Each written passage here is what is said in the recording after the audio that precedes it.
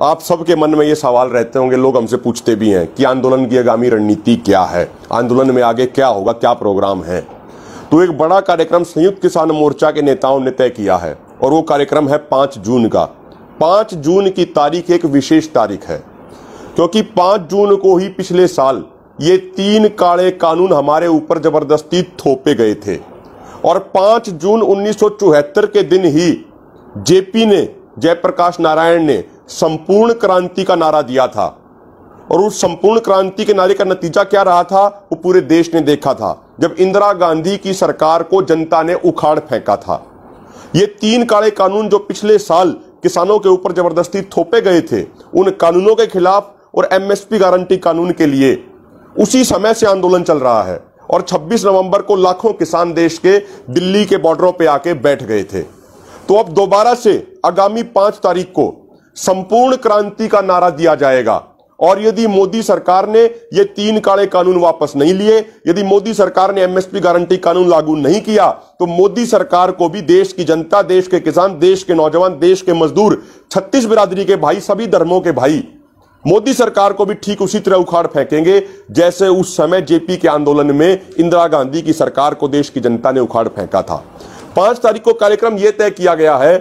कि बीजेपी और उसकी सहयोगी पार्टियों के जितने भी नेता हैं उनके घर के बाहर जाके हमारे किसानों ने शांतिपूर्वक तरीके से 3 कृषि कानूनों की कॉपियों को जलाना है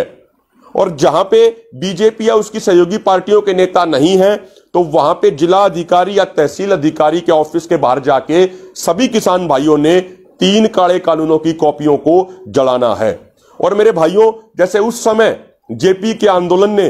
देश को नई दिशा दी थी, तो आज का ये किसान आंदोलन है, ये भी पूरे देश को एक नई दिशा देने का काम कर रहा है। इस किसान आंदोलन ने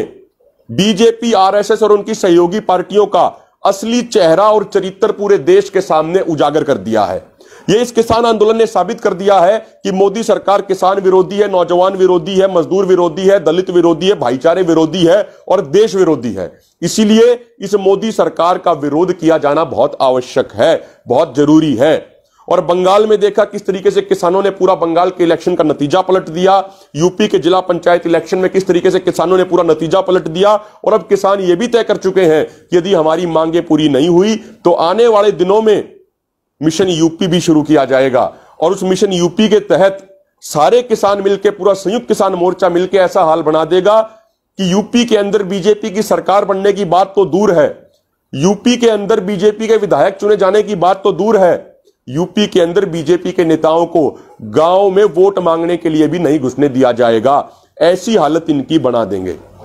तो इसीलिए विशेष निवेदन है, आगामी 5 तारीख को बीजेपी और उसकी सहयोगी पार्टियों के नेताओं के घर के बाहर जाके 3 काले कृषि कानूनों की कॉपियों को जलाना है। साथियों, एक दूसरी बात जो हम आपसे करना चाहते हैं, अभी कल एक अखबार में, दैनिक जागरण अखबार में एक खबर छपी। उस खबर में हिसार के कमिश्नर ने यह दावा किया कि जो 24 तारीख को किसान प्रतिनिधियों के साथ उनकी बैठक हुई थी, उस बैठक में किसान प्रतिनिधियों ने यह कहा कि अब आगे से किसी भी नेता के कार्यक्रम का विरोध नहीं किया जाएगा। साथियों, हम आपको बताना चाहते हैं कि हम स्वयं उस मीटिंग में मौजूद थे। हिसार के कमिश्नर का यह दावा पूरे तरीके से झूठा है, फर्जी है और प्रशासनिक अधिकारियों को ऐसी झूठी बातों और दावों से बचना चाहिए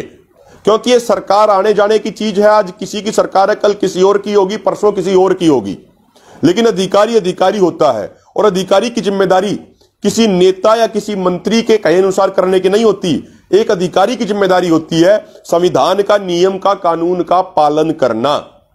उस दिन हमारी तरफ से ऐसी कोई भी बात नहीं हुई थी और हमने मीटिंग में भी हमारे सभी नेताओं ने स्पष्ट किया था और आज भी हम दोबारा से जिम्मेदारी के साथ यह स्पष्ट कर देना चाहते हैं कि हरियाणा में, पंजाब में और कहीं भी जगह पे बीजेपी और उसकी सहयोगी पार्टियों के नेताओं का ठीक इसी तरीके से विरोध होगा, जोरदार विरोध होगा जैसे आज तक होता आया है। इनको अपने गांवों में हम बिल्कुल भी नहीं घुसने देंगे, यह बात बिल्कुल तय हो रखी है। और एक अंतिम बात मैं आपको बताना चाहूंगा कि यह नया मुद्दा आया है कि सिरसा में जिस तरीके से हमारे किसान भाइयों ने जो पुतला जलाया दुष्यंत चौटाला के घर के बाहर जाके, उस मामले में बेवजह हमारे 150 किसान भाइयों पर मुकदमे दर्ज कर दिए गए हैं। साथियों, जिस तरीके से पुलिस प्रशासन अत्याचार कर रहा है, बेवजह के मुकदमे दायर कर रहा है, यह बात बिल्कुल भी ना तो स्वीकार की जाएगी ना बर्दाश्त की जाएगी। पूरे हरियाणा का, पूरे देश का किसान आज एकजुट हो चुका है और इस तरह के तुगलकी फरमानों को बिल्कुल भी स्वीकार नहीं किया जाएगा। यदि प्रशासन यह सोचता है कि किसान केस लगाने से डर जाएंगे, तो किसान ना तो डरने वाले हैं, ना थमने वाले हैं, ना रुकने वाले, ना पीछे हटने वाले हैं। किसान कौम सिर्फ एक बात जानती है और वो है आगे बढ़ना। आज तक हमारा कार्यक्रम, पूरा आंदोलन शांतिपूर्वक रहा है। हम जिम्मेदारी के साथ ये वादा करते हैं पूरे देश से कि आगामी हमारे सभी कार्यक्रम भी ठीक इसी तरीके से शांतिपूर्ण रहेंगे। लेकिन हम पीछे नहीं हटेंगे, हम सिर्फ आगे बढ़ेंगे, आंदोलन को आगे बढ़ाएंगे और तीनों काले कानून वापस कराएंगे,